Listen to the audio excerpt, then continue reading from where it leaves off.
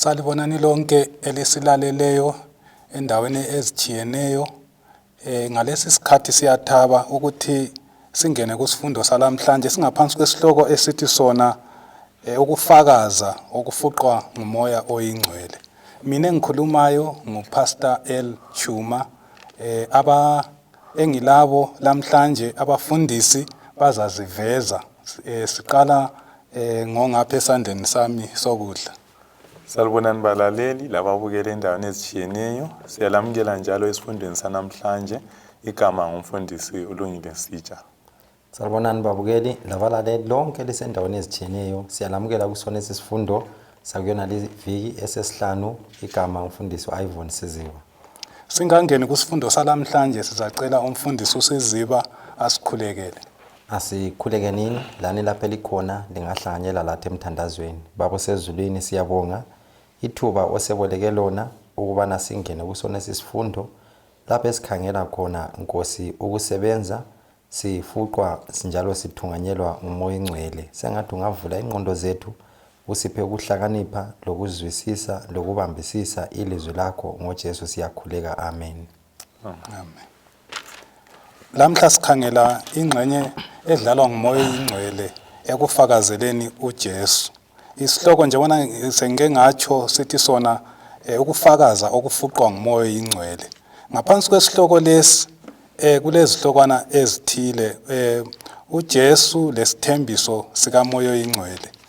Kubuye ibandla elifuqwa ngumoya ingcwele, kubuye umoya ingcwele lokufakaza. Kube lesithi sona umoya ingcwele ilizwi lokufakaza. Esekuqineni sithi sona inguquko eza ngamandla kamoya ingcwele. So yikho esikukhangelayo mayelana lengxenye edlalwa ngumoya ingcwele ekufakazeleni uJesu. Kusingeniso sethu lapha sinanzelela ukuthi umlobi ubalisile ngama limitations kumbe ukusilela kwabafundi bakuqala. Umfundisi Sitsha ungathini ngokusilela okwakukhona kubafundi bakuqala ebandleni lakuqala? Mhlawumbe ungalandisa ngokuthi babe lokusilela bani ababelakho, uphinde usikhangelele ukuthi lamhlanje nxa sifakazela uJesu ibandla lilama limitations bani, lilokusilela bani? Siyabonga mfundisi Chuma. Maybe ngingakaphenduli lapho bemfisa ukuthi maybe sikhangele indinyana yakwaziwa ngekhanda eyanamhlanje. Siyithola kumsebenzi ngo4 ivesi ngo31. Ithi yona bathi sebekhulekile kwazanyazanyiswa indawo lapho ababekhona, bagcwaliswa bonke ngumoya ongcwele, bakhuluma izwi likaNkulunkulu ngesibindi. So ke nxa sikhangela indinyana yakwaziwa ngekhanda, ngiphendula njalo umbuzo umfundisi uChuma awulethayo ukuthi abafundi babelokusilela bani sikhangela umsebenzi kaNkulunkulu wabelawo. UJesu uthi nxa esezasuka phakathi kwabo uthi yena ubachiyela umlando kuMark chapter 16 verse 15. Uthi yena hambani lichumayele umhlaba wonke, lichumayele kuzo zonke izidalwa. Ngezinye indlela abafundi bakaJesu nxa sikhangele inamba yabo ngiya endaweni yokusilela, nxa sikhangele ukuthi there were only few, babebalutshwane kangaka, only 12. Futhi basebe ngu11 ngoba uJudas wayesengasekho. uJesu ebapha lo umlando ukuthi bachumayele umhlaba wonke. Ngibona ngani bazizwa besilela kangaka ukuthi umhlaba lo kambe bazawufinyelela yini, bazawenelisa yini bebalutshwane kangako. Lamandla futhi ukuthi benelisa ukuchumayela. Sinanzela ukuthi phakathi kwesikhathi lapha uJesu esesekhona ngabantu akade bethembele kuJesu, ngoba behamba laye izikhathi zonke, enguye othungamela umsebenzi onkade usenziwa.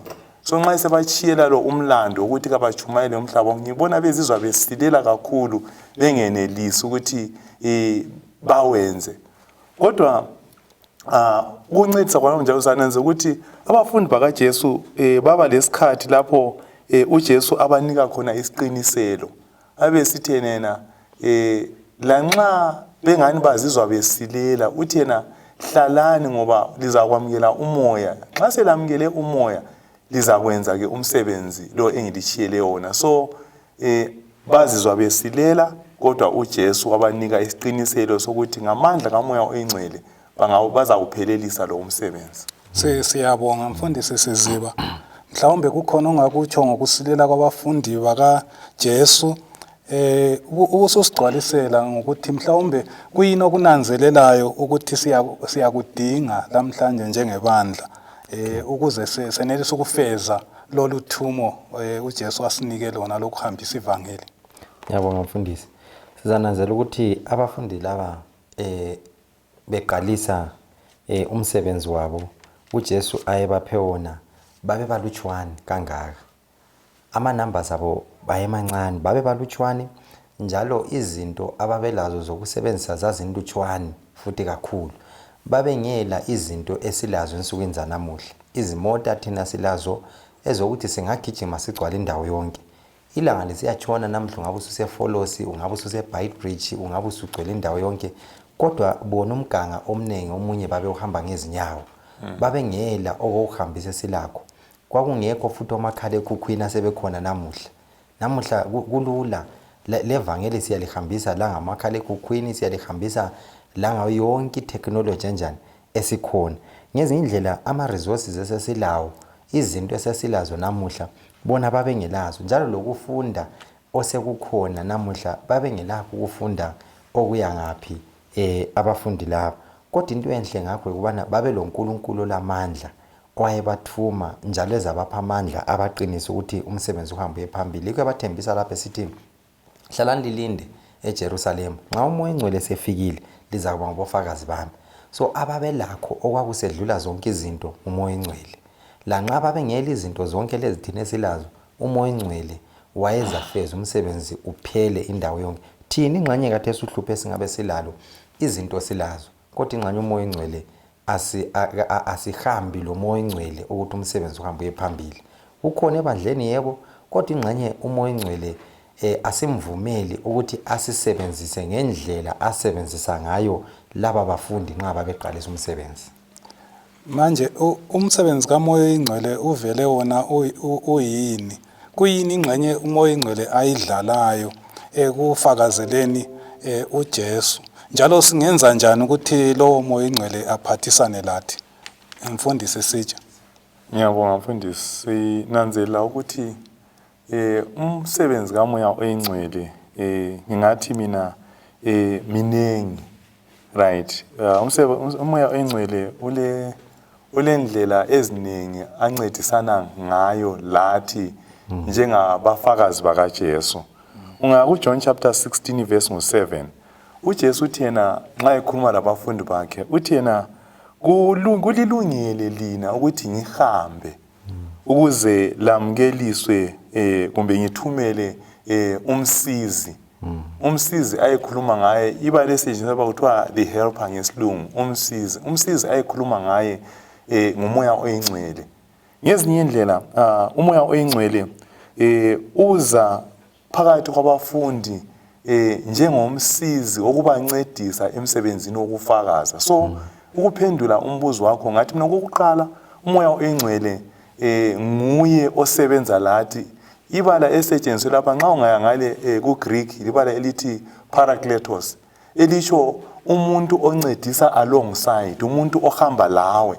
Ngezinye indlela umoya oNgcwele nxa sisenza umsebenzi kaNkulunkulu uhamba lathi, usebenza lathi.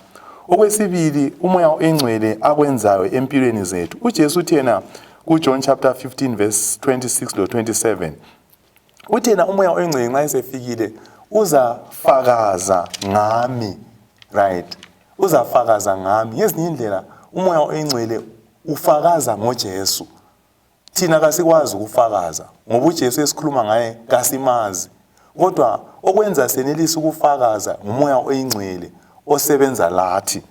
Okwesithathu kuthiwa azakwenza umoya oNgcwele, he will convict the world. Uzakwenza abantu bananzelele isono. Ngezinye indlela asisazi isono thina nxa umoya oyingcwele engekho.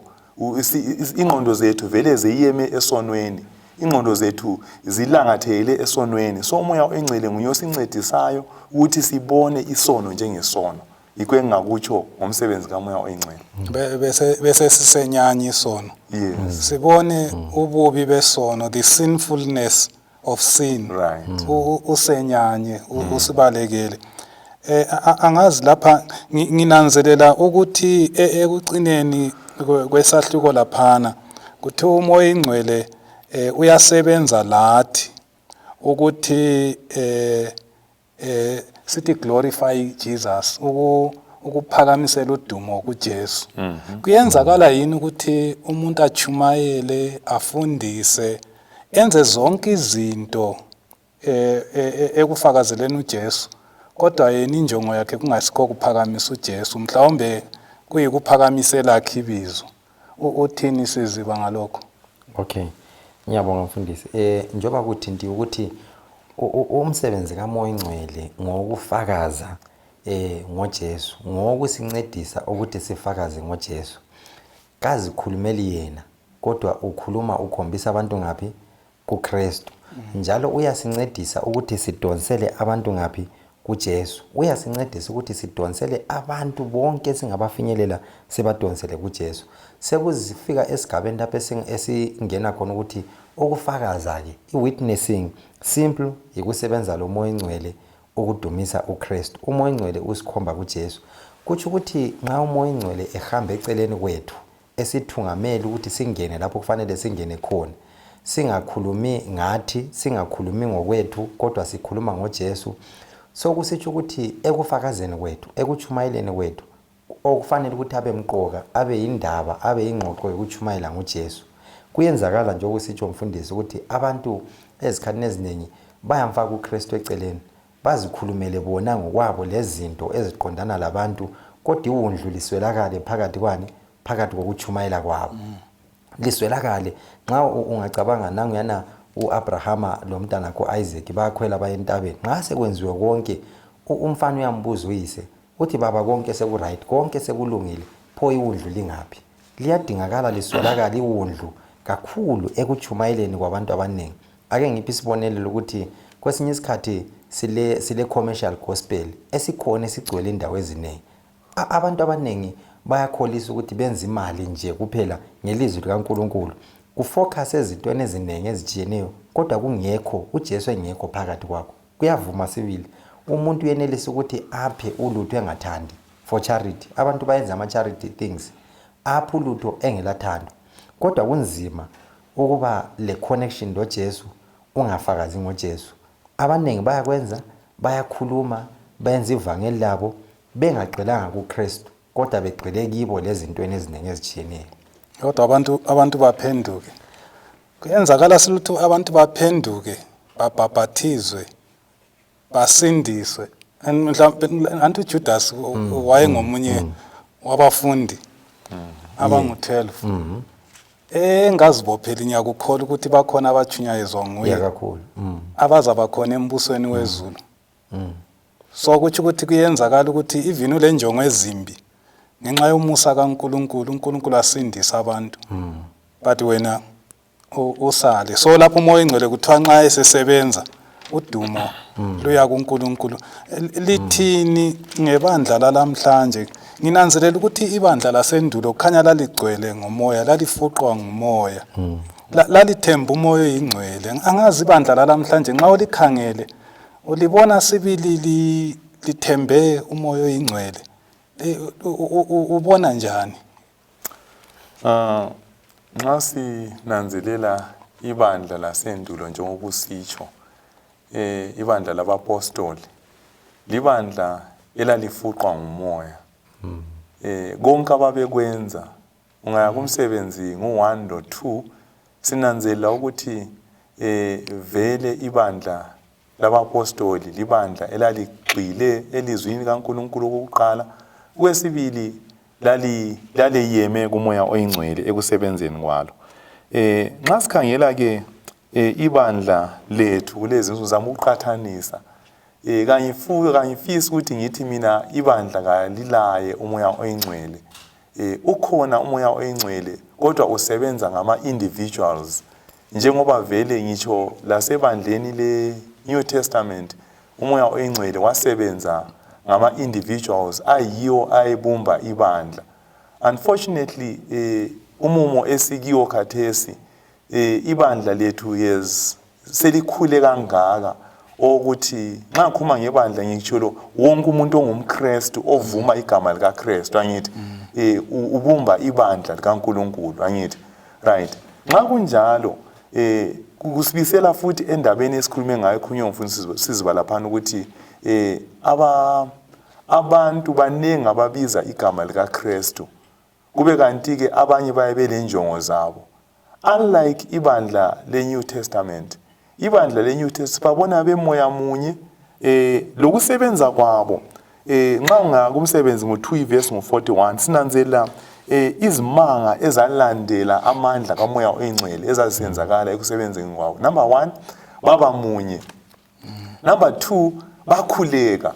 Indaba yokukhuleka esikhulume ngayo iviki ephelileyo mbona ngani imqoka nxa ibandla lizakwamukeliswa isipho sikamoya oyingcwele, right.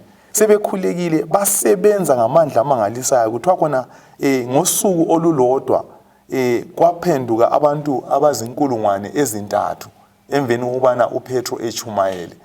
Lokho kuyaswelakala ebandleni lanamhlanje.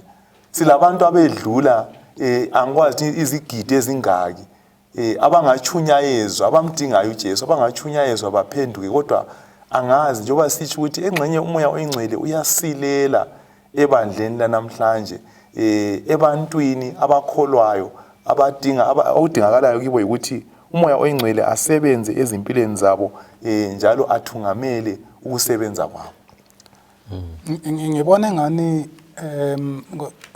lamhlanje esinye isilingo yikuthemba kakhulu, ukuthi siyazithemba, ukuthemba kakhulu mhlawumbe imfundo yethu ukuthi singenza zonke izinto ukuyithola le imfundo, sibhadala ama-school fees ukuthi kuyenziwa theology lapho kwenziwa, angitsho ukuthi ba-wrong, but kwesinye isikhathi kudinga ukuthi sizihlolisise kuhle ukuthi vele kumqoka kithi esikuthembileyo ekuhambiseni ivangeli kungabe kuyini. And then abanye ngangizwe besola ukuthi aseligijima ngama-numbers, seligijima ngama-goals. Angazi ukuthi sizibuthini ngama-goals, lama-numbers lapha. Ngibona kukhulunywe ngawo lapha kubhuku lika-Acts lapha kuyakhulunywa kakhulu ngamanamba ukuthi inani labangaka labhabhathizwayo kwaphenduka abantu abangaka. Uthini ngakho sithola zifundo bani ngama-numbers? Ngiyabonga mfundisi. Ngihlanganise kokubili khonokho okuthintayo ukubana ensukwini zanamuhla ibandla lensuku zanamuhla libandla likhonza uNkulunkulu, yebo. Siye ekhaya ezulwini, yebo, liqiniso. Singathi siyame kakhulu kuma methods, ama strategies, experience, imfundo.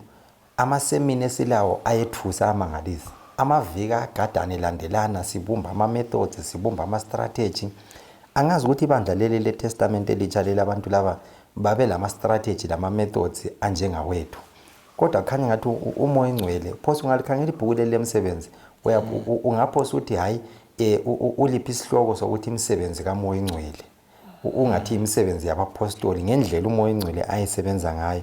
Wasebenza kakhulu ngendlela emangalisa. Usithi usethintile amanye amavesi u-Acts 2:41-42 osiya phambili kangangokubana ibandla lalikhula almost daily.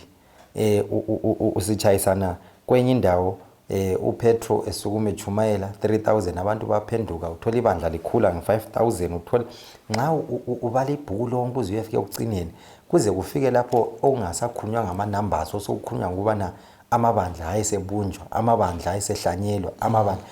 Mina ngithe ngunanzela lokho ngibala lapha ngananzela ukuthi ama-numbers aqakathekile kakhulu kuNkulunkulu. Yebo bakhona abantu abathi kuma-goal lokho lisebenza ngama-goal, kodwa the mere fact ukuthi uNkulunkulu umoya engcwele waziparticular ekusebenzeni ukuthi bonke abantu bafinyelele khonapha. Njalo siyawathola lelizwini kaNkulunkulu. Acts 4:4 kukhuluma ngabantu 5000 amadoda ama numbers aqhakathekile kuNkulunkulu nxa ukuthi uNkulunkulu is not particular ngama numbers ngibone ngathi uNkulunkulu angeza akabe le concern ukuthi bangaki even abantu abangabhabhati abantu abangasindiswa kodwa uNkulunkulu ule concern ngabantu okumele basindiswe babe khona embusweni ibandla lalo kufanele libe concern futhi la nxa sekusiza ama numbers abantu bangakethisi ngoba ngayikhangela kakhulu khona apha khona kubalwa imbhabhathizo more than anything else.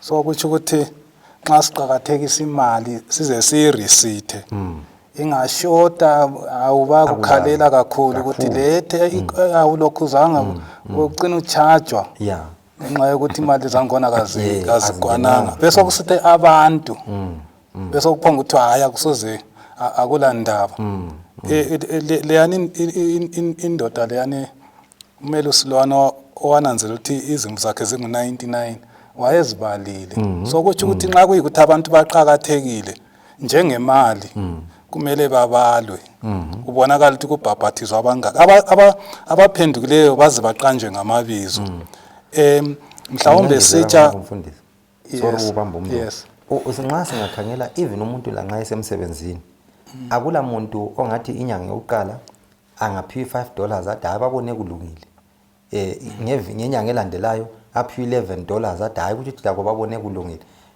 engakaphumi lapha asebenzela khona uhla ekhoneni lakhe eyedwa kumbe ungena esambuzini kumbe ungena ngapha ekhangela i-payslip yakuthi iyenele yini nxa ukuthi ephiwa imali ayibala ukuthi iyenele yini umuntu uyakhathazela nxa ngaze aphiwa itshintshi engenelanga esitolo kungangcono ukuthi abuye la engena phakathi ngoba itshintshi yakhe njani ayenelanga pho nxa ukuthi siso concerned kakhulu sikhathazeka ngemali lesisindo namhla kusasivuka ingekho imali engeza kithenga umphefumulo abantu indaba bengakhathazeki kakhulu ngamanani ngama numbers nxa sekusiza ukuthi ibandla likhule abantu bangene babhabhathizwe njengokusitsho kubhale ama receipt but abantu bengarekhodwa ku register kuphonga ngani izinto nje ngomangoye laba ababhodayo so mfundisi sitsha laphana umoya ingcwele lokufakazela uJesu uthini ngokusebenza kukamoya ingcwele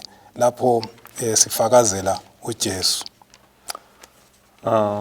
sinanzelela mfundisi ukuthi nxa sifunda incwadi yemsebenzi yonke nje sinanzela ukusebenza kukamoya oyingcwele singaya kumsebenzi ngo7 iverse ngo55 sithola indaba yokubulawa kaStephen uStephen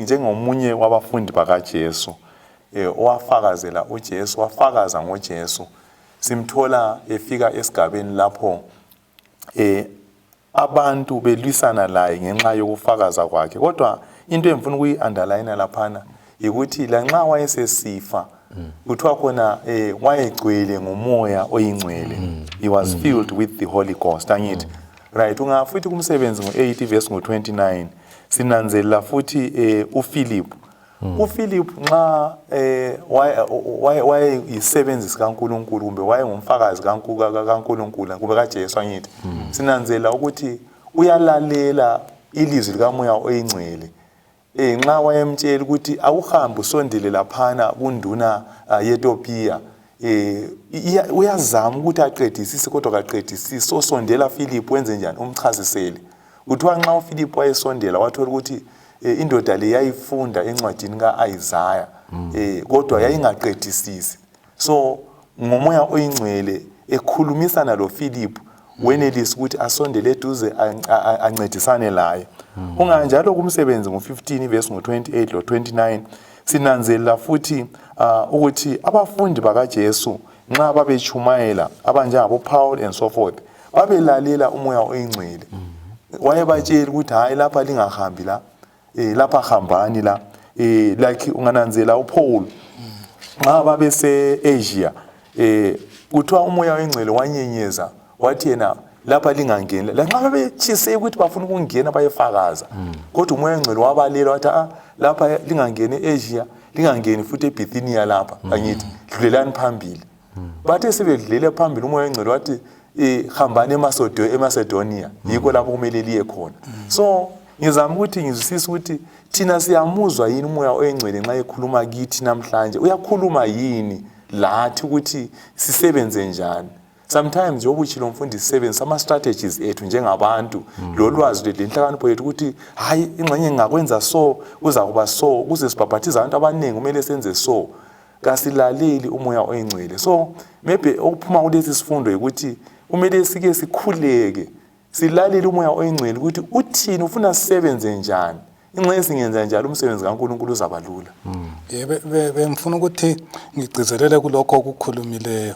Yes. Ukuthi kumsebenzi chapter 16 iverse ngu6 i last part of verse 6 ithi babefuna ukuya ukuqanjiwe laphana ukuthi babefuna ukuya ngapi kodwa umoya ingcwele kazange abavume. Yes. And then uphinde futhi ku verse ngu7 ku chapter efana nayo sebefuna ukuya futhi kwenye indawo ukuyachumayela but umoya ingcwele kabavumelanga twice. Umoya ingcwele yabona bafuna ukwenza into lengqondo ukuthi bahambe bayechumayela endaweni lapho ivangeli lingafiki khona, kodwa umoya ingcwele abona ukuthi hayi okwakhathesa sikafika isikhathi sokuthi kuyechunyelwa laphana abayalele.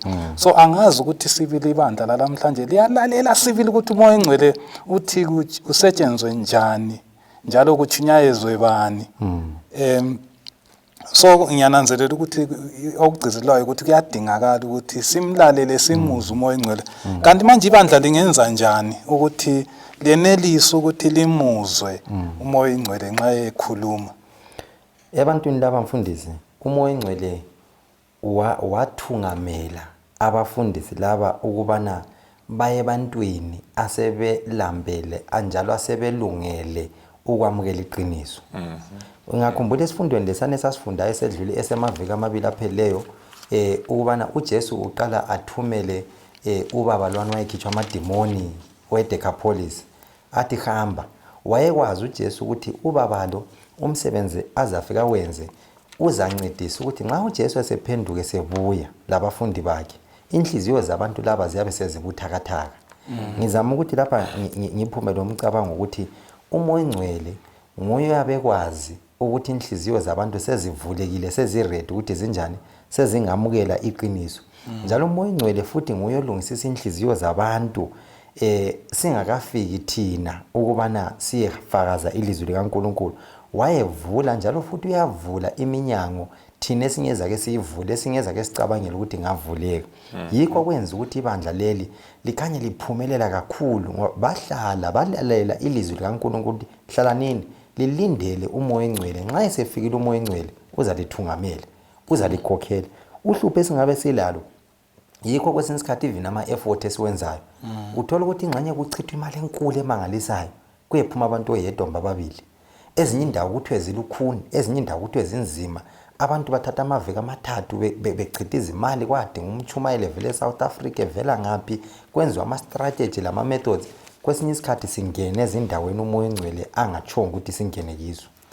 Okay, so kumele umoya ingcwele simlalele umfundisi Seja. Ngifisa ukwengeza khonapho umfundisi Chuma ukuthi ingxenye yokuqhakathekile ukuthi kuma strategies ethu okusebenzela uNkulunkulu nginanzela lapha ukuthi njengoba sithi umfundisi uSiziba ukuthi ibandla leli bengakaphumi kuyachumayela uJesu wayethi yena bahlala how many days mfundisi? Bahlala insuku sibele zimbalwa. Yes, 40 days belindele ukuthi bamukele isipho sikamoya oyingcwele angithi. Inanzela ukuthi kwesinye isikhathi siyagijima kakhulu. Asho ukuthi akumelanga sigijime ngoba isikhathi siphelile kumele sigijime. Kodwa ngithi mina asilaso isikhathi sokuthandaza silalele umoya oyingcwele ukuthi asitshele ukuthi sisebenze njani. Singaphuma kuma strategies oluntu. Ama strategies oluntu ilawa esicabanga ukuthi thina ayasebenza ngokufunda kwethu ngengqondo zethu. La bantu babengafundanga umangalisayo lapho but balandela istrategy kamoya oyingcwele. La lapha abehamba khona babelalela idirection njengoba kusitsho apha babelalela idirection idirective kamoya oyingcwele ukuthi lapha ngenani lapha lingangeni. Maybe ongaba sengqondweni zabantu ukuthi kusho ukuthi khathesi kakhulumi yini umoya oyingcwele. Nxa ekhuluma ukhuluma njani lathi ukuthi asitshele ukuthi hayi lapha kuvuthiwe lapha siziba la ngenani lapha haya kuvuthwanga lapha lingangeni. Ngizama ukuthi abalaleli lathi kusincedise ukuthi singabona njani ukuthi umoya oyingcwele nguye okhulumayo lapha kumbe lapha hayi sesizenzele okwethu. So ngingazi njalo ukuthi vele isikhathi esiningi sisiqeda ngaphi ekudiscussing ama methods awokuhamba siyachumayela ekuxoxeni ngokuthi sisebenze njani. Kungapi lapho siqeda khona more time kusekukhulumeni sixoxa kuphela silandisa kumbe silesikhathi sokukhuleka. So isikhathi esiningi sisichitha sidiscuss ama methods ukuthi lama strategies ukuthi nxa singenza so bona ngani kuza kuba nje singenza so njengoba echilo umfundisi lama seminars amaningi abezama ukutrain abantu ngama strategies okuevangelize lokuwitnessa. Kodwa ke practically sibili ukucela kuNkulunkulu umoya oyingcwele ukuthi asisebenzise ambona namathuba ngikhona amalutshwana. Ngikhumbula kulo camp meeting enye yake yaba khona kwakulama demoni kakhulu ukuthi kungathi kuyasukuma umfundisi esiyachumayela ubone sokuduma laphana sokuklabalala sokugijima kusiyale amadikona atshone ebusy ngamademoni. So ngithe sengisiya kwesinye isihonqo ngathola omunye umfundisi eselele phansi ngokudinwa. So ngithe sengiqoqa lathi kathi besokutheni laphana ukuthi idemoni nxa selivukile alilandaba lesi Greek. So angazi ukuthi kithi okuyikho okuqhakathekileyo kuyini. Angazi indingeko enkulu. Ngicabanga ukuthi ngumoya oyingcwele. Anybody umuntu ongakhonziwe ngabali theology abala amabhuku atshone ehlezi phansi. Anybody engastrategize but kodwa mhlawumbe simlambele siyamdinga umoya oyingcwele. Bengicela ukuthi mhlawumbe ngamafitshane isigaba sange Wednesday siziba laphana akusikhangelele ukuthi kuyini esikufundayo ngendlela uPeter lo Paul lo Philip ababe chumayela ngayo ngoba laphana kuthiwa umoya oyingcwele lelizwi. And then mfundisi sitsha usikhangelele ngamafitshane ukuthi ivangeli mhlawumbe nxa sifakaza kuyini esikufundayo nxa silanda ama classes achiyeneyo abantu abanye ngabaphezulu abanye ngabaphakathi laphakathi abanye ngabaphansi ama classes abantu. So singaqala laphana ukuthi sifundani ngendlela uPetro uPaul lo Philip abafakaza ngayo ilizwi. Yabonga mfundisi. Zananzela ukuthi ilizwi likaNkulunkulu lalimqoka kakhulu yilo ababegijima ngalo ekufakazeni kwabo. Kungiphe umbuzo lensilela ukuthi esethi story kuyini ethi indaba kuyini ubufakazi bethu yibuphi sigijima ngani laba babegijima ilizwi likaNkulunkulu. Ungakhangela uPeter nxa wayesukuma echumayela ukhangela uPaul nxa wayesukuma echumayela nxa ukhangela uPhilip indinyane esiziphiwe lapha siphiwe amavesi incwadi yemisebenzi ngo10 ivesi nga36 uPhilip nxa elanda indoda leyana eEthiopia umthena lwana uthola ebala incwadi kaIsaiah ngo53 njalo siphiwe futhi lemisebenzi ngo4 ivesi nga4 saphiwa lemisebenzi ngo8 ivesi nyelika 4 futhi lamanye amavesi esiwaphiwe lapha. Sizanenza ukuthi bona abantu kakhulu labanye abanengi okuyikho ababegqile yikho ilizwi likaNkulunkulu. uPeter nxa wayesukuma echumayela ngosuku lePentecost uqile ilizwi likaNkulunkulu. Kazange akhulume enye into mfundisi Chuma. Kazange akhulume enye into, kazange akhulume ezinye inganekwane eziningi. Kazange akhulume ukuthi libona ligula linje, kazange akhulume ukuthi lanxa lithwele nzima lizahlala kuhle, kodwa ukhuluma ngelizwi likaNkulunkulu. uPhilip laye nxa esiya kumtheno exoxa laye beqalisa ukukhuluma uIsaiah 53 umkhombela kuJesu bakhangele ilizwi likaNkulunkulu kuze prophet ezikhuluma ngoMesiah. uPaul laye nxa ifundisa lapha kule verse esiphiweyo lapha ukubana maviki wonke masabatha wonke yinye ngayinye ngumsebenzi ngo17 verse ka2 kuthiwa uPaul wayevula ilizwi likaNkulunkulu isabatha yinye ngayinye engena elizwini likaNkuluNkulu ebafundisa elizwini likaNkuluNkulu ngezindlela umoya engcwele lelizwi likaNkuluNkulu avela kwehlukana. Umoya engcwele nguye owafuqa ukulotshwa kwelizwi likaNkuluNkulu. Nguye futhi umoya engcwele ofananayo onguye osipha ukuzwisisa lokubambisisa ilizwi likaNkuluNkulu. Njalo ekufakazeni kwethu umoya engcwele usikhombela elizwini likaNkuluNkulu ukuthi sitshela abantu ngelizwi likaNkuluNkulu. Kunzima ukufakaza singazange sikhulume ngelizwi likaNkuluNkulu sethunganyelwa umoya engcwele. So ukuthi umbuzo ongaba khona kumele ukuthi umchumayeli ngamunye awuphendule, whether ngumfundisi ongumchumayeli kumbe ilay preacher, ukuthi ngemva kokuchumayela kwakho abantu basala bebambeni, basala bebone wena, behambe bebabaza wena, kumbe bazasala bebona uJesu, because kulabachumayela ababili abachumayela kwenye indawo ngamafitshane. Bathe abantu bephuma laphana kuqeda ukuchumayela oqala umchumayeli, abantu besithi hey, what a wonderful preacher is so and so. Then kuthe sokubuya wesibili owagqila kakhulu kuJesu, wakhomba abantu kuJesu. Bathi nxa bephuma laphana bathi what a wonderful savior is the one that is being preached by so and so. Angazi ukuthi kuyenzakala ukuthi impilo yami yonke ngisebenza ukuphakamisa mina, ngingaphakamisa uJesu. Iministry yami sibila abantu baphenduke basindiswe, kodwa mina ngizalahlwa. So laba abafundisi bona ukuthi babegxile elizwini njalo bekhomba abantu kuJesu. Ungasi summarizela laphana ilokhu isigaba lesiyana. Nxa sinanzelela lesi sigaba lapho esikhuluma khona ngomoya oyingcwele eguqula impilo zabantu, sinanzelela ukuthi umoya kaNkuluNkulu uyasebenza empilweni zabantu abehlukeneyo. I-approach kaJesu kulesi sigaba ngiyokuthi ufinyelela inhlobonhlobo zabantu ezitshiyeneyo esebenzisa abafundi bakhe. Nxa singananzelela kumsebenzi ngu-16 verse ngu-11 siya ku-15 sithola laphana umama okuthiwa nguLydia.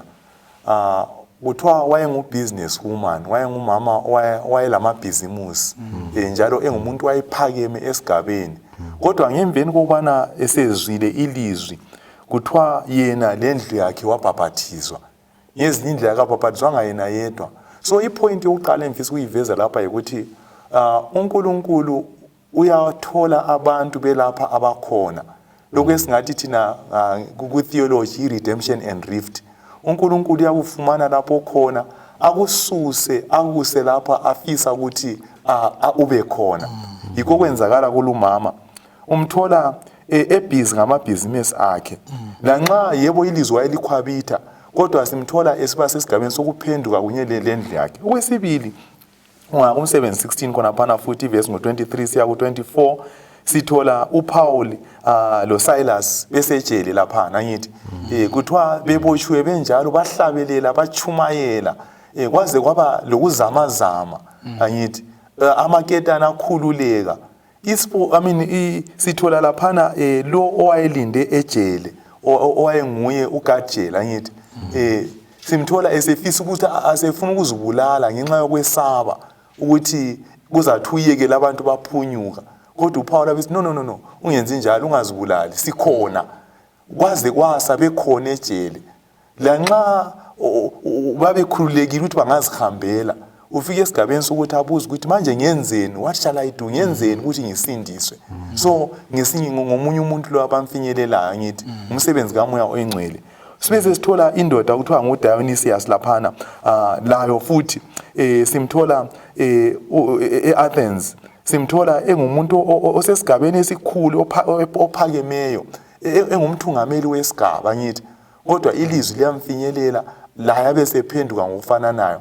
Sithole futhi kumsebenzi ngo-18 indoda kuthiwa nguCrispus, kuthiwa he was the chief ruler of the synagogue, wayengumthungameli wesinagogue. So uNkulunkulu ufinyelela abantu ezigabeni ezitshiyeneyo wonke ama-classes kehlukanisa abantu. Ngisikhuluma ngosebenza komoya oyingcwele. Umoya oyingcwele kehlukanisa abantu. Thina yithi isihlukanisayo ukuthi hayi lo umuntu unzima lo angeke imfinyelele lo siziva lo laphana madoda kunzima laphana kodwa ke uNkulunkulu ngala umuntu onzima wonke umuntu uyamfinyelela ngesigaba sakhe so sithola umoya oyingcwele ele role emangalisayo ekusebenzeni kakula barrier ekusebenzeni komoya oyingcwele zonke izigaba uyangena ebathungameleni bomhlaba abantu nabakhangelelwa phansi uyangena yonke indawo uyangena umoya oyingcwele so singavumela uphela ukuthi umoya oyingcwele asebenze ngathi asisebenzise kakula sigaba esingafinyelelekiyo. Okay siziba nxa bekungathiwa ngamafitshane kuyini okubonayo esifundweni lesi sifunde esiqhakathekileyo ositholileyo lapha ubungathini?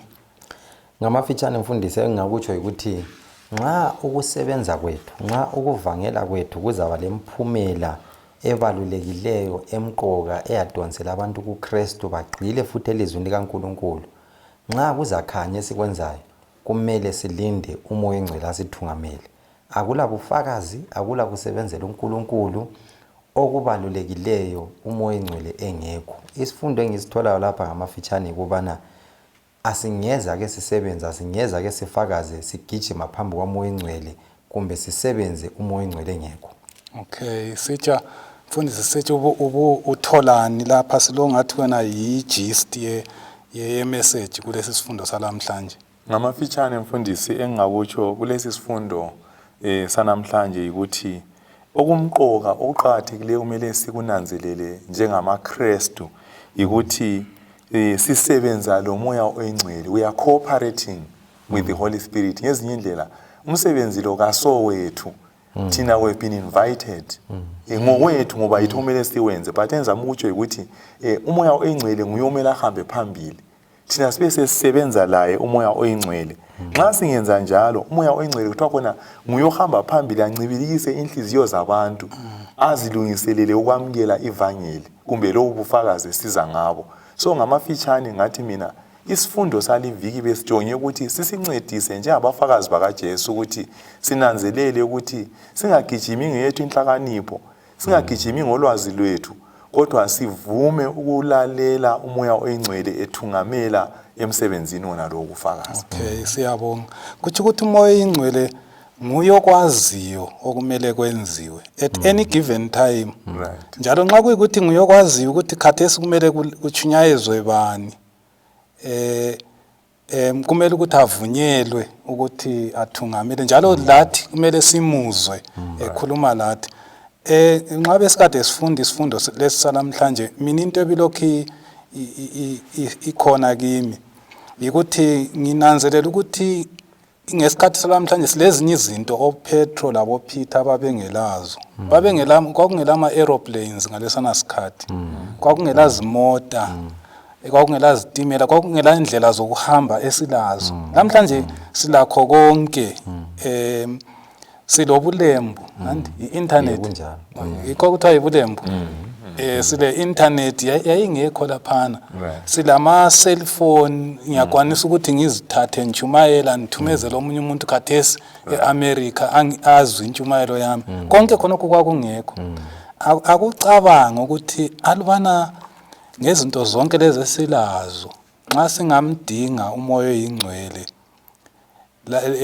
ngemfundo esesilayo lamhlanje information esiyithola lamhlanje kalula nxa singawadinga amandla kamoya oyingcwele mina ngibona ngani uNkulunkulu engasisebenzisa ngendlela engejwayelekanga engazange ibonakale embalini yabantu. I think uSathane lokho asifihlele khona ukuthi sibone sidinge umoya oyingcwele ngoba uyananzelela ukuthi abantu laba ngetechnology ekhona nxa umoya oyingcwele ngabasebenzisa umsebenzi lo ungaqediswa ngesikhatshana esifitshane then uJesu abesesiza ezethatha bakhe engazathi singaqeda izikhathi sikhulekela ukuthi uNkulunkulu asigcwalise ngomoya oyingcwele sicela usikhulekele mfundisi sitsha. Asikhulekeni. Baba wethu osezulwini siyabonga njalo ekuseni yanamhlanje siyabonga ngesifundo esifike phakathi kwethu ngamunye esibe lengxenye yokuphatheka kusona lesi sifundo Siyacela sengathi amandla kaMoya oNgcwele angehlela phezu kwethu ukuze sifakaze ngendlela oyikhangeleleyo. Sikhulekela ibandla lakho, sikhulekela njalo ofakazi bonke obathumileyo umhlaba wonke jikelele, langendlela zonke ezisetshenziswayo kufakaza leli vangeli. Sengathi wena ungathungamela. Qhubeka usibusisa, qhubeka usivikela, vikela abantu abakho endaweni ezitshiyeneyo, vikele ibandla lakho. Ubusuhambela njalo abagulayo labagulelwayo, sengathi ungabafinyelela ngalesi sikhathi. Umsa wakho usanele sonke kuze kube lusuku olukhulu lokubonakala kwakho. Lo ngumthandazo wethu ukukholwa egameni leNkosi uJesu. Amen. Amen. Amen.